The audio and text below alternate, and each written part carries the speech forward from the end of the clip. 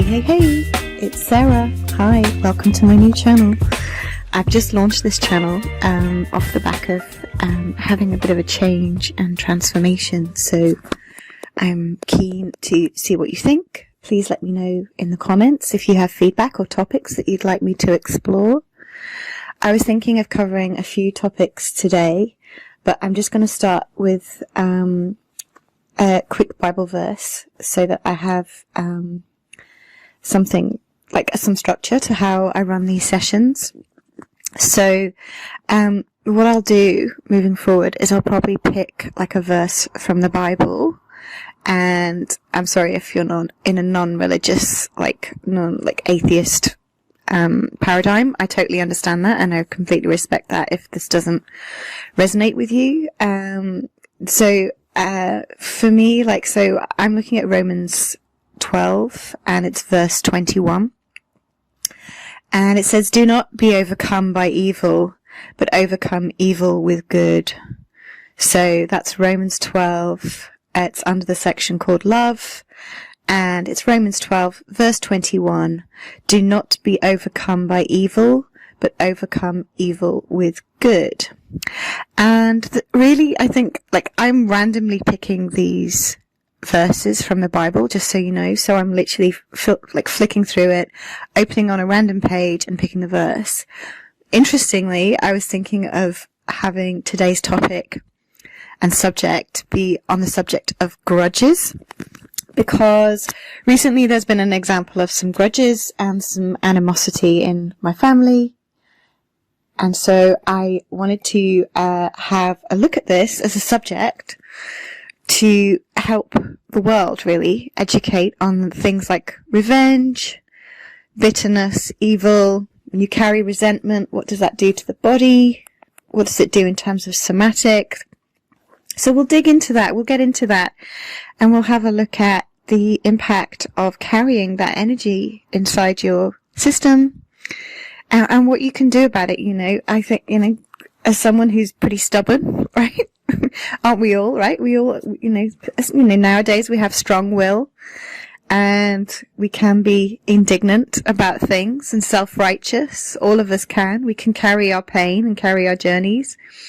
And so I think it's really important for us to look at what's the impact of, holding that resentment and holding grudges against people, unforgiveness.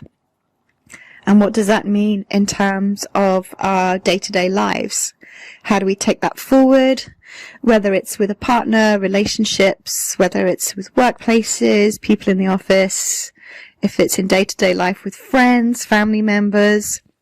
I think we're all human, and we all have emotional, visceral reactions to things. And when we have those visceral reactions, and it's not in a positive way, and I'm in no way endorsing toxic positivity. I think, we all have to feel what we feel. But what happens when we carry around venom inside us, and how does that affect us? And, grudges can last for decades. They can go on for years.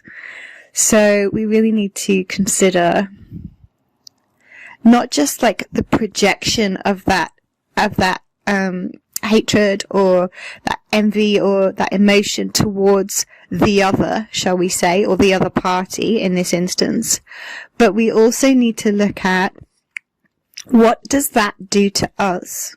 Okay, so pull that back in. What does holding all of that do to us? And look, there's some classic examples of that at the moment. There's things going on in the world that are completely unjust, unfair, totally morally wrong and incorrect. But everybody kind of has their own moral compass now.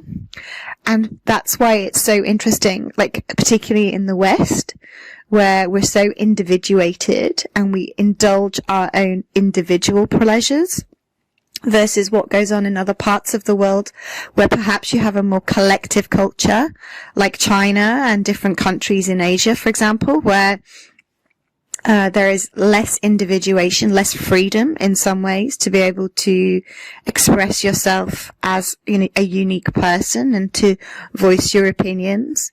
And so this is where it gets really interesting, right? When you go back to what I'm trying to cover today is how do we actually overcome evil, and how do we not hate? How do we overcome that evil with good?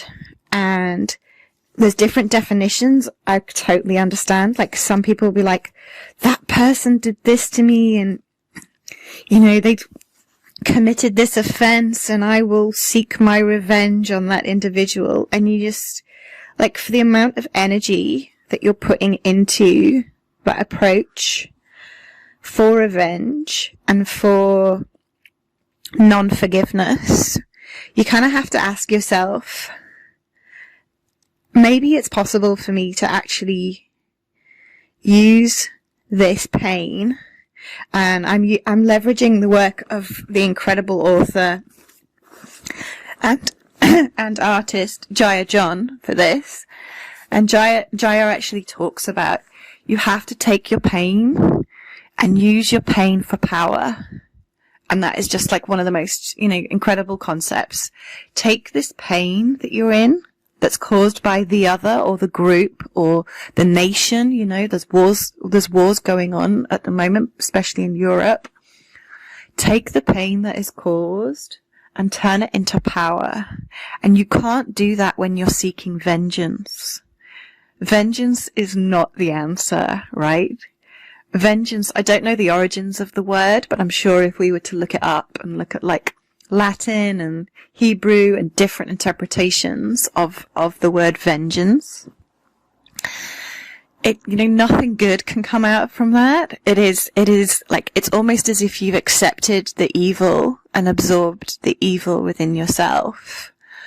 And so really my recommendation is, for those of you who are like carrying or holding grudges or unforgiveness, like, where people have betrayed you in a relationship, in a family situation, in a marriage, it's extremely hard, right? How do I let go of this pain? What is the lesson in this pain? Why, I've been a good person all my life. Why am I having to go through this? Like, what's my purpose? Am I going through this as some kind of like martyrdom, as some kind of like experience for me to help others, teach others? And it's easy for people to hang on to that resentment and hold on to that resentment. And one of the things I see, particularly like in British culture, like, I'm British Australian, so I'm a hybrid, right? But particularly in British culture, and I love it. Like, we talk about pearl clutching. Okay. We talk about this pearl clutching, like self-righteous indignation, where I'm right and they're so wrong. And it's, it's so interesting how here what we do, and we cling to our pain, and we will carry it for years. We will talk about what they did to us and how they behaved and how they treated us. And there's absolutely zero self-awareness of the inner world of that person who is holding on to all of that bitterness. There is zero awareness of recognition of their own role within that story. If you think of the world as being a simulation, if you think of it as something that we are the lead actor, the lead protagonist in our own theatre. And the person that clings to their grudge and their resentment is causing themselves so much pain.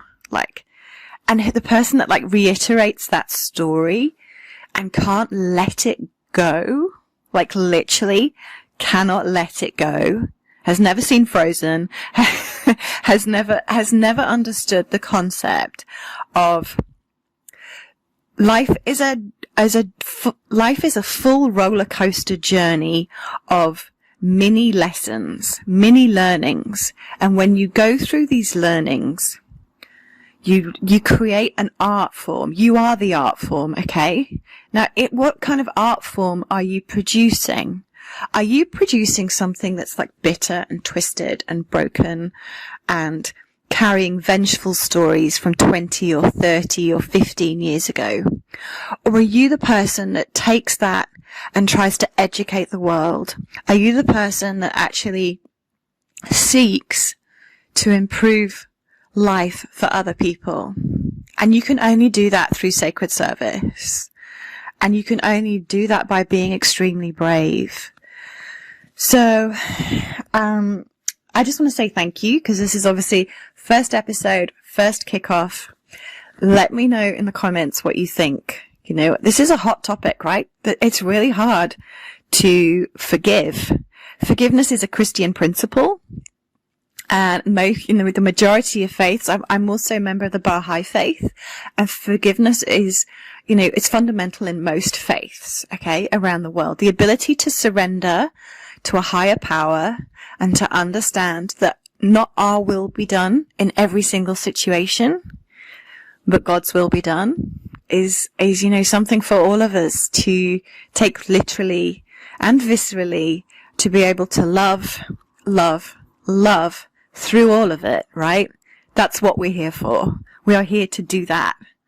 And so I invite you today, if you're feeling pain, I feel you, I understand, I get it. I want to, I'm sending you hugs. It's really freaking hard to let go when people hurt you, and when life hurts you, when things hurt you, when corporations, institutions hurt you. And so I'm hearing you. But let's just try and get ourselves into a place today where we can just be with ourselves, be present, be at peace, and be on purpose. Value you. Much love.